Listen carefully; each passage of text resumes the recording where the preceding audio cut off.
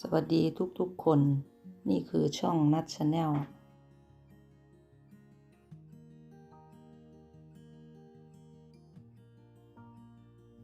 อาหารว่างกะหรี่ปั๊บไส้แอปเปิลกวน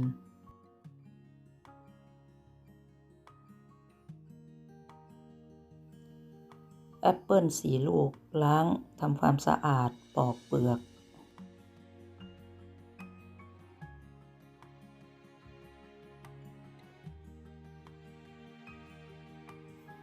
หั่นเป็นชิ้นเล็กๆเทใส่ภาชนะใส่เนยเค็ม1/1/2 ช้อนโต๊ะ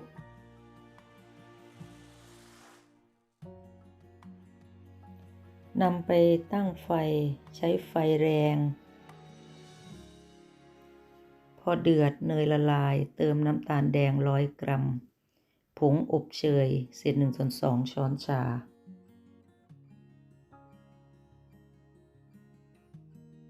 คนให้น้ำตาลละลายปิดฝาต้มทิ้งไว้ 1-2 นาทีละลายแป้งข้าวโพด1/1/2 ช้อนโต๊ะน้ำ2 ช้อนโต๊ะ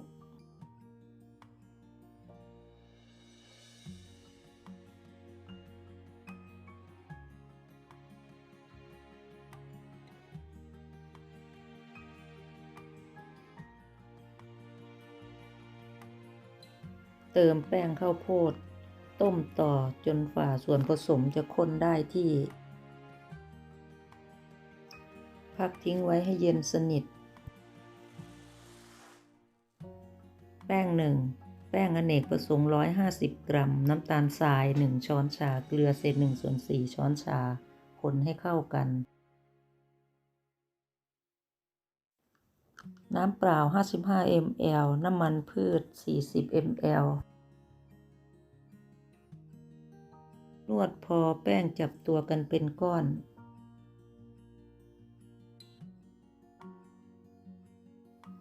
นำแป้งใส่ถุงพลาสติกพักทิ้งไว้30 นาที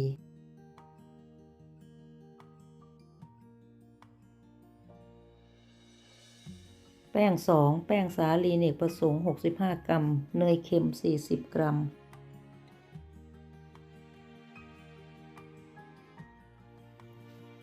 นวดจนแป้งกับเนยเข้ากันดี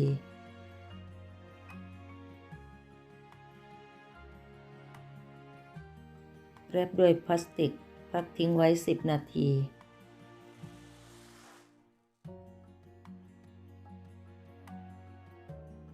หลังจากนั้นนำแป้ง1 และ 2ออกมาแบ่งอย่างละ5 ส่วนปั้นแป้งให้เป็นก้อนกลมๆวิธีการห่อแป้งเอาแป้ง2ใส่ข้างในหลังจากนั้นกดปิดให้มิด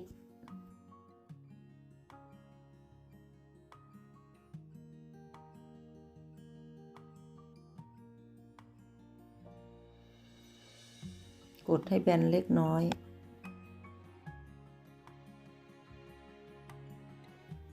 ห่อต่อไปจนฝ่าจะเสร็จทุกลูกรีดเพื่อขึ้นรูปครั้งแรกไม่จำเป็นต้องรีดให้บาง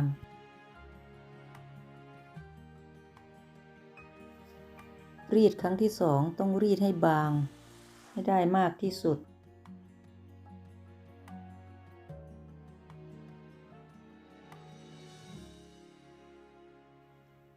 ม้วนให้แน่น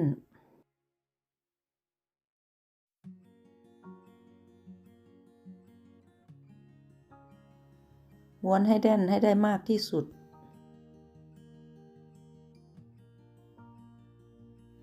ตัดแบ่ง3 ชิ้น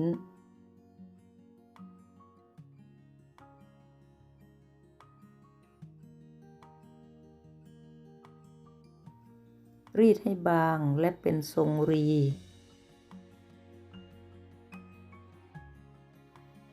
ก่อนใส่ไส้ให้กลับด้านล่างขึ้นมาอยู่ด้านบนเวลาทอดจะทำให้ขนมไม่แตกง่าย ใส่ไส้ปิดให้สนิทจากนั้นก็จับจีบให้สวยงาม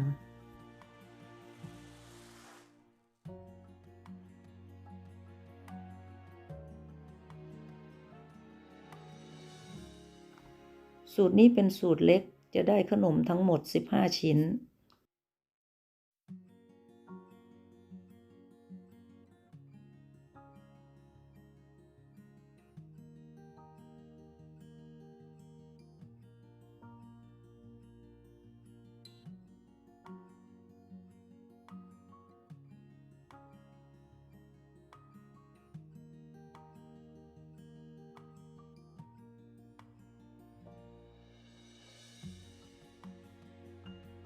ทอดด้วยไฟกลางค่อนไปทางสูง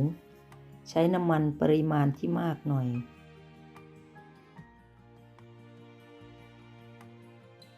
ถ้าทอดไฟกลางค่อนไปทางต่ำจะทำให้ขนมอมน้ำมัน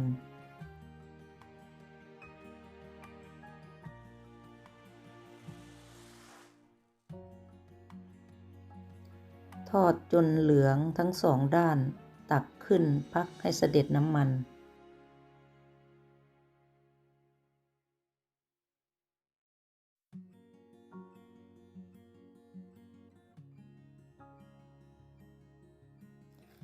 จะเห็นว่าขนมจะไม่อมน้ำมัน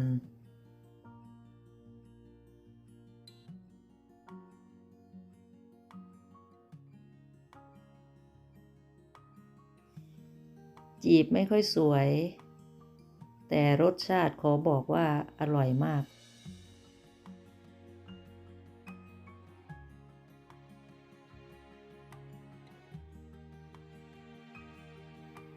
ไส้แอปเปิลกวนน่ากินมากหอมกลิ่นแอปเปิล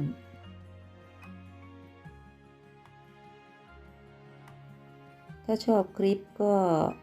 กดไลค์กดแชร์กดติดตามเพื่อเป็นกำลังใจ